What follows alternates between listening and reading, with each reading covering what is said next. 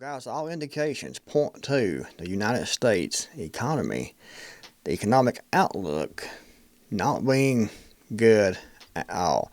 It seems to be deteriorating at a very, very rapid pace. And if you ask a Democrat what happened, who's to blame for this, they will say Donald Trump, obviously. If you ask a Republican, a Trump supporter, they will tell you that Joe Biden, obviously, is responsible for this. When in reality, it's both of those people and pretty much everyone in government for the last 50 years or more that has crashed this economy, that have led up to where we are now. Mainly because they can't stop spending. And a lot of the reason they can't stop spending and sending money overseas is because of who actually runs the country. The corporations, the bankers, they all get all this currency that's coming in from the government, and then they take and reinvest that into land, property, corporations, gold, actual assets. And the more money that's printed, the more currency that's printed with nothing to back it up besides the full trust of the United States government, and that's all it has. It doesn't have any actual gold backing or anything like that. It was kind of backed by oil and military might, but we saw that over the last few years pretty much be shut down by Saudi Arabia, OPEC, China, Russia, BRICS. So a lot of things right now are affecting the economy. It wasn't just Joe Biden. Joe Biden was a complete moron when it came to policy. Donald Trump, spend, both pretty much spend, send money overseas to corporations, to this and to that, and the American people get screwed. But to play everyone back and forth, it's the right to blame, it's the left to blame. Instead of blaming who it actually is, the government in general and the corporations and the wealthy 1%, top 1% of people that own the wealth in this country and actually the world. They are milking the system. We are getting more poor, living in more destitute, more poverty, more misery, and they're getting richer and richer and richer and getting more and more power. That is the reason that the economy is in the shape that it's in. That's the reason that we have almost $40 trillion in debt. Economic collapse.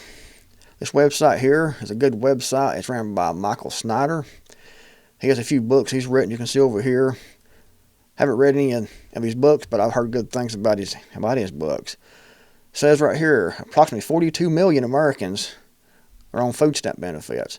42 million Americans on food stamp benefits. This article here talks about some of the layoffs.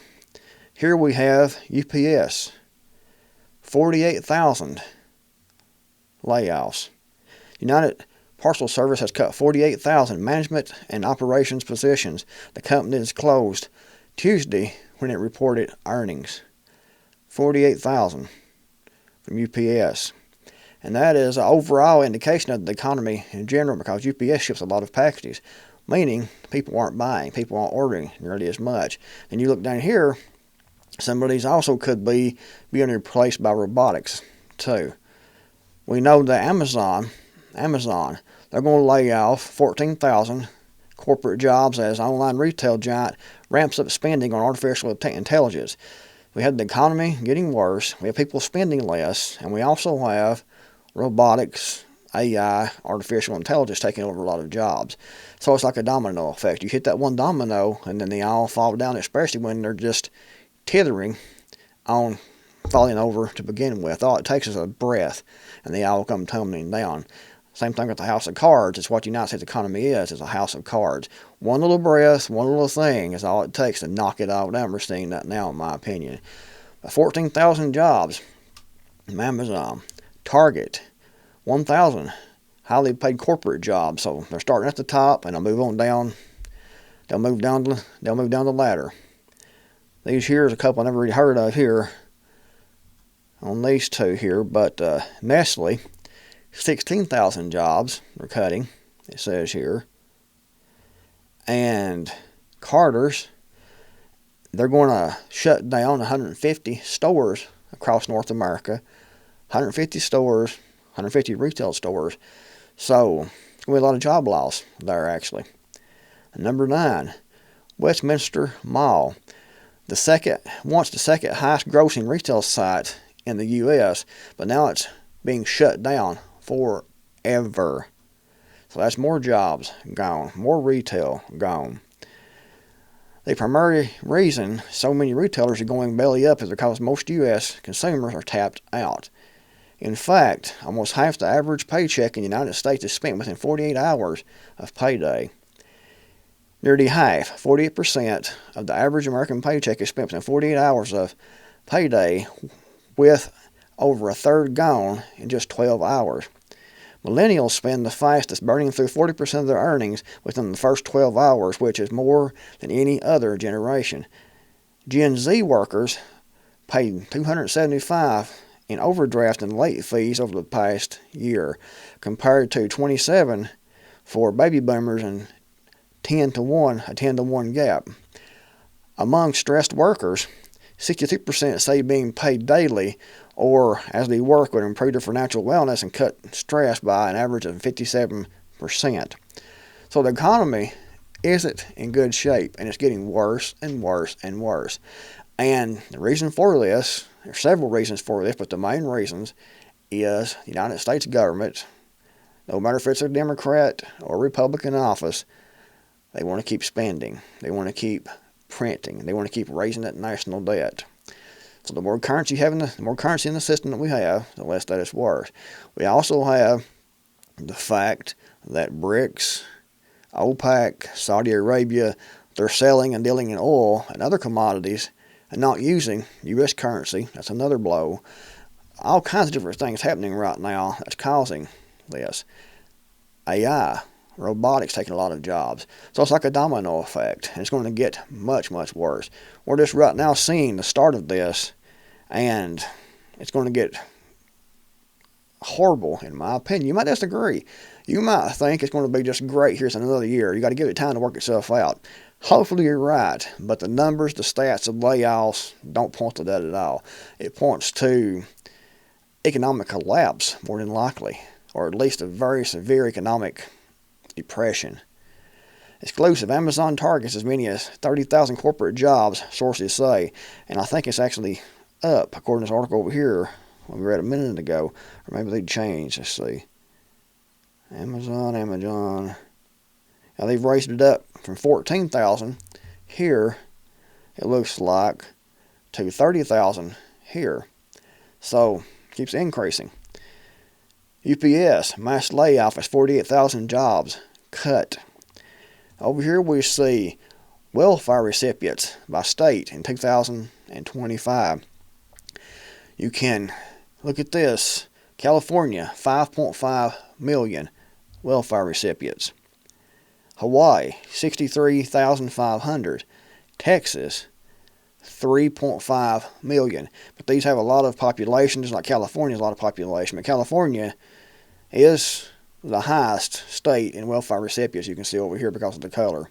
Over 5 million. Florida, 3 million.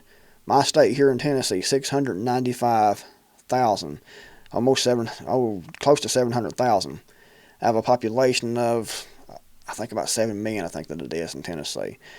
South Carolina, 569,000. North Carolina, 1.5 million in North Carolina. Kentucky, 582,000. When you look up here and you look at Massachusetts, a little small state here, 1 million, 1.1 million. New York, 3 million. Pennsylvania, 2 million. All these people relying on, you can see the numbers, all these people relying on government assistance to be able to make it from payday to payday. It is crazy. The next big financial crisis may be brewing. Warning signs are already there. Larry Elliott. all kinds of information in the article. I'm not going to read the whole article because it'd take all day to get through all these articles. I'm on 10 minutes right now. But I'll link to the description box below. You can check these out your own self if you want to. Four signs the economy is in worse shape than we thought. And it is definitely. You can see the numbers and reports. Business Insider. We have here U.S. debt crisis hits record levels. Is the U.S. economy in danger? Yeah, it is. It's in very serious danger, in my opinion. America's $37.8 trillion national debt spirals out of control. Interest payments up $1.2 trillion. Interest $1.2 trillion. And I think this article was October the 15th. And they're saying here 37.8 trillion, October the 15th. So let me find the debt clock. So right now you can see, according to the national debt clock, it's 38 trillion now. So we went from here 37.8 trillion, and this was October the 15th, last update October the 15th. It looks like here, last updated October the 15th, and we have the debt clock 38 trillion and rising now. So you see how fast it's going up, how fast the national debt is going. I mean, it's amazing. These numbers are, you look at these numbers and you're like, wow, what huge numbers. And it's just constantly, because they're constantly spending the programs, the everything, defense budget. Here you can see the largest budget items: Medicare, Medicaid, Social Security, defense, war, interest on debt. So the interest on the debt is the interest on the debt is actually, if I'm seeing this right, is more than they're spending on defense and war. So we have 969 billion, looks like here. And then we have over here this. So yeah, they're spending more on the interest payments than they are on national defense. And that's how high the national debt is. And a lot of people will go in the comments, well, who do they owe the debt to? Because they think that the Federal Reserve is the federal government. It's part of the federal government. They can just print this money off, this currency off, and it's actually worth something. But it's not. They have to use debt, credit, bonds, different ways to say we're good for this debt, because it has nothing to back it up with. It has no gold to back it up. It's not backed up by gold, silver, nothing like that. Like I said, it used to be backed up by mainly oil and military force, but now we're seeing that OPEC, Saudi Arabia, and other countries are pretty much saying, we don't care about you no more. You've lost your power, so we're going to go off the dollar. And we're seeing this right here explode.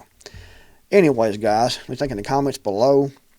Do you think we're in for hard times, or do you think we're in for good times? Let me know in the comments below. If you liked the video, give it a big thumbs up. Thanks for watching. I'll see you guys in the next video, hopefully.